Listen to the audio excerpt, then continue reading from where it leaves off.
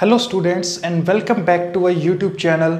आज हम बात करेंगे गवर्नर जनरल और वाइसराय के बारे में। तो चलिए आज की क्लास को हम शुरू करते हैं। कृपया पूरी वीडियो ज़रूर देखें।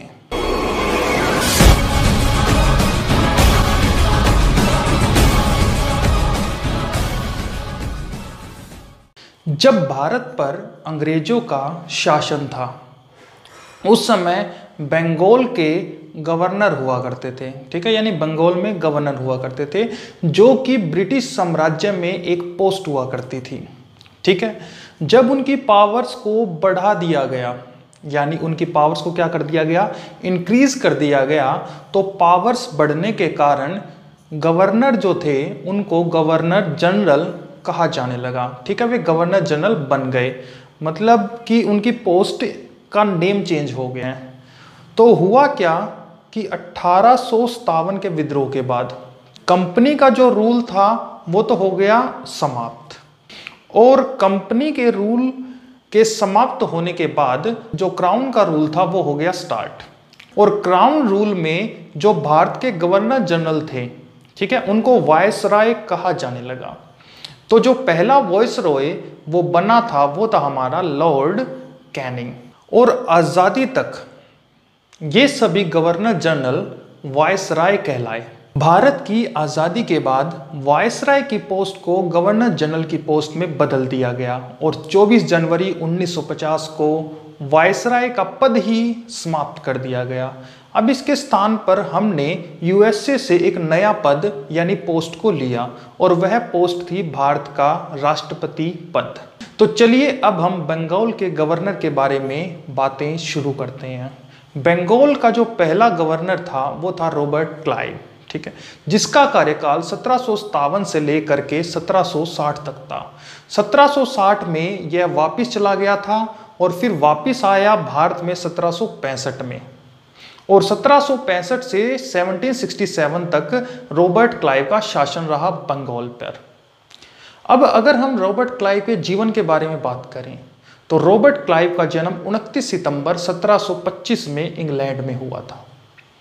रॉबर्ट क्लाइव ने मात्र 18 वर्ष की आयु में ब्रिटिश ईस्ट इंडिया कंपनी को एज ए क्लर्क के पद के रूप में ज्वाइन कर लिया था मद्रास में 1742 में। जो रॉबर्ट क्लाइव था बड़ा ही मूडी और लड़ाकू टाइप का क्लर्क था। इसने सुसाइड करने की भी कोशिश की थी।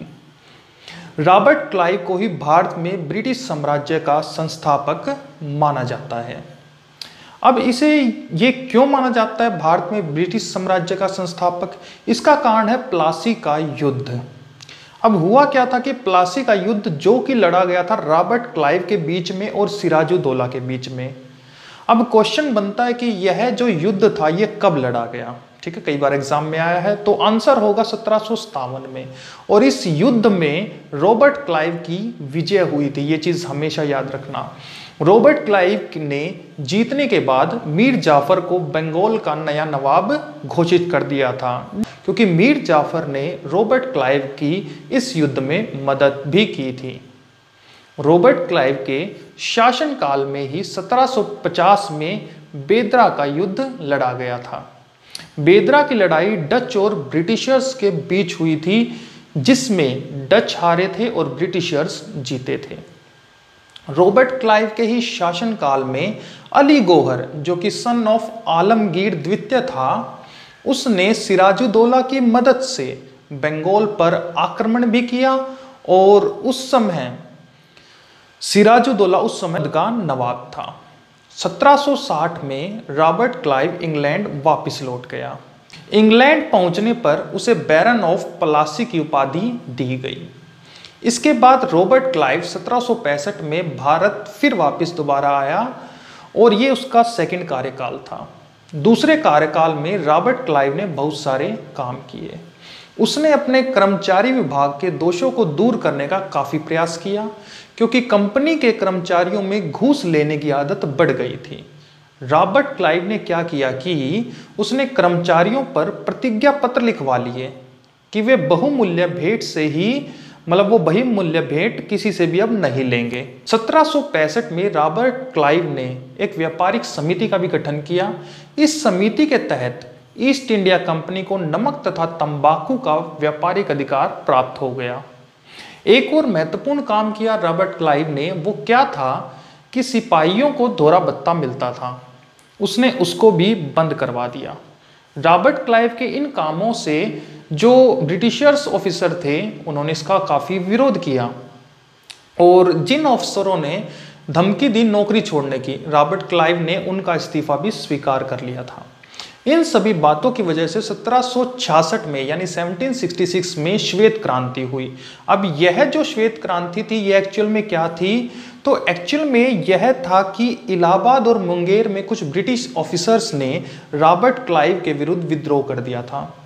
इसी को श्वेत क्रांति कहते हैं, जो कि 1766 में हुई थी। मोस्ट इंपॉर्टेंट है। सबसे महत्वपूर्ण काम अंग्रेजों के लिए रॉबर्ट क्लाइव ने 1765 में किया था। इसने बंगाल में द्वैध शासन लगा दिया। यह द्वैध शासन 1765 से 1772 तक चला और इस द्वैध शासन को भारत की लूट या बंगाल की लूट के नाम से भी जाना जाता है।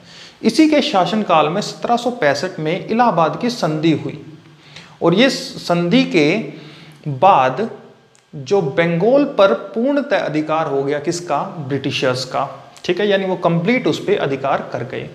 इतना काम करने और चिंता और अधिक परिश्रम के कारण रॉबर्ट क्लाइव काफी अस्वस्थ हो गए और 1767 में वह इंग्लैंड वापस लौट गए। उनके कुछ शत्रु थे, उसके शत्रुओं ने उसको बदनाम करने के लिए उन पर बहुत सारे आरोप लगा दिए। कहाँ पे, ब्रिटिश पार्लियामेंट में। और ब्रिटिश पार्लियामेंट में द्वैध शासन बंगाल की लूट की वजह से इनको वहां पर काफी जलील भी किया गया। रॉबर्ट क्लाइव पर कुशासन के भी आरोप लगे।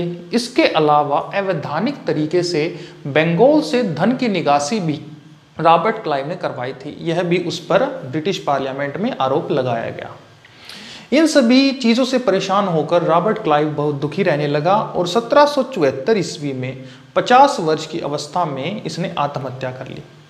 रॉबर्ट क्लाइव के बीच में 1760 से लेकर 1765 तक 2 गवर्नर आए थे। 1760 में विलियम हॉलवेल था और 1707 से 1765 तक वेंसीटोट था। ठीक है, जिसके बारे में हम नेक्स्ट वीडियो में डिस्कस करेंगे। तो होप आपको रॉबर्ट क्लाइव के बारे में सारी चीज़ें समझ में आ गई होंगी। इनके बारे में आपको सारे नोट्स भी मिल जाएंगे। तो आज के वीडियो में हम इतना ही रखते हैं। बाकी आप हमारे चैनल को सब्सक्राइब कर लीजिए आगे इस तरह की और वीडियोज़ के लिए भी। Thank you.